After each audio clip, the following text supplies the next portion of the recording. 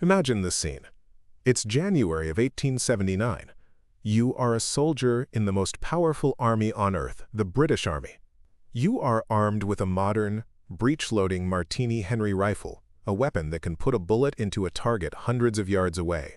Your enemy is armed with a short spear and a cowhide shield. How could you possibly lose?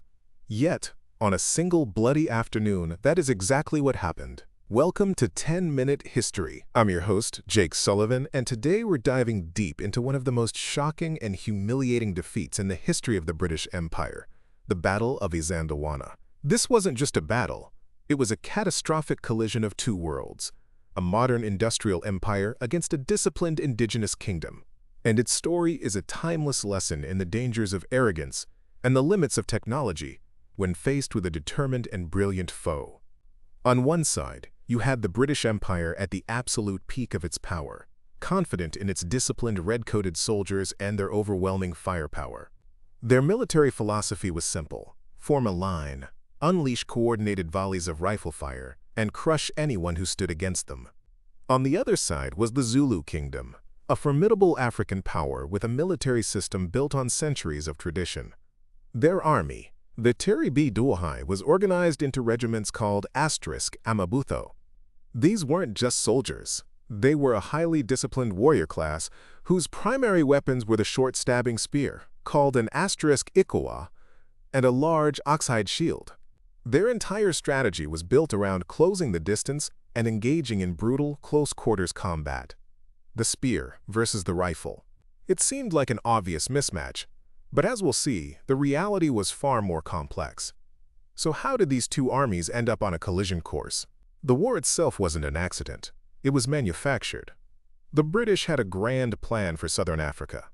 Led by a man named Sir Bartle Frere, the High Commissioner, they wanted to create a massive confederation of British colonies and independent republics, much like they had done in Canada. This plan was driven by two powerful motives: greed and control.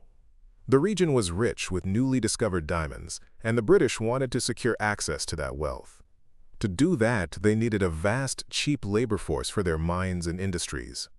The plan was to establish a ruling white minority that would control the region's resources and its majority black population. But there was one major obstacle standing in their way: the independent and powerful Zulu Kingdom, led by King Cetshwayo Kampande. King Cetshwayo and his 60,000-strong army were a symbol of African sovereignty that the British could not tolerate. So Sir Bartle Frere, acting against the wishes of his own government back in London, decided to force a war. He used a few minor border disputes as a flimsy excuse to issue an impossible ultimatum to King Cetshwayo in December of 1878. The demands were designed to be rejected. Frere demanded that the Zulu king completely disband his entire army, the very foundation of his kingdom's social and political structure. When King Cetshwayo, as expected, refused these impossible terms, it gave the British the pretext they wanted. On January 11, 1879, British troops under the command of Lieutenant General Lord Chelmsford invaded Zululand. Chelmsford's plan was a classic three-pronged attack. He would advance on the Zulu capital of Ulundi from three different directions, hoping to force the Zulu army into a decisive, open battle where his rifles could annihilate them.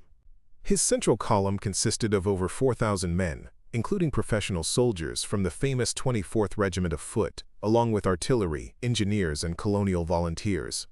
This force marched into Zululand, and on January 20th, they set up a sprawling, undefended camp at the foot of a strange, sphinx-shaped hill called Isandlwana. And this is where the first, and perhaps most critical mistake was made. In a display of breathtaking imperial arrogance, Lord Chelmsford completely ignored standard military procedure. He saw no need to form his wagons into a defensive circle, known as a laager, or to dig protective trenches. He was repeatedly warned by his senior staff, and by local Boer guides, men who had actual experience fighting the Zulus, that this was a fatal error. But Chelmsford dismissed their concerns. His recorded reason for not building fortifications was simply, it would take a week to make. He fundamentally believed that his modern army was invincible against what he considered a primitive force. This overconfidence would cost him dearly. On the morning of January 22nd, Acting on bad intelligence that suggested the main Zulu army was somewhere else entirely, Chelmsford made his second fatal mistake. He divided his forces. He took a large portion of his column and marched off on a reconnaissance mission, leaving behind about 1,700 men to guard the camp under the command of a man named Colonel H.B. Pelena. This decision fatally weakened the camp's defensive firepower and left it with a fractured command structure.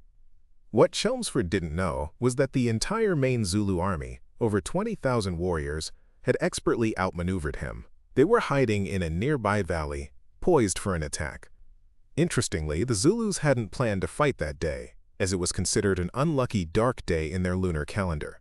But when a British scouting party stumbled upon their position, the Zulus had no choice. They were forced to, quote, leap to the offensive. What followed was a tactical masterclass. The Zulus executed their classic horns and chest of the buffalo formation. Imagine a massive buffalo charging.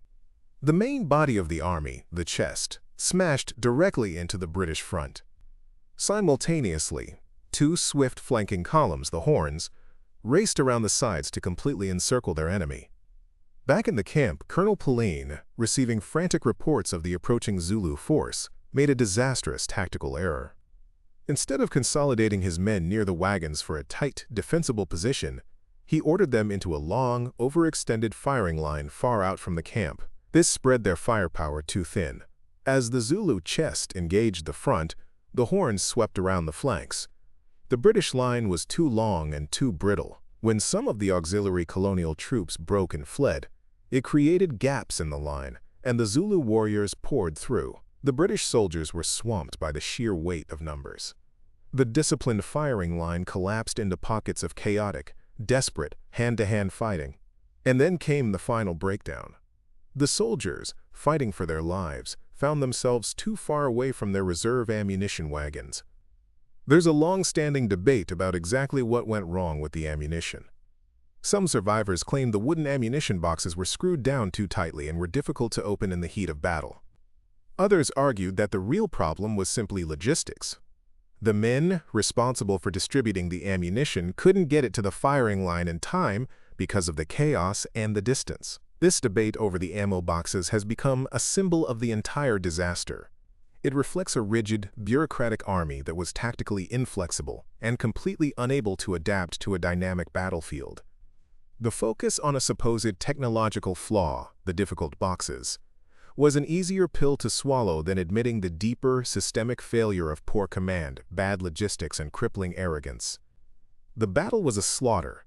The British lost over 1,300 men, including 52 officers.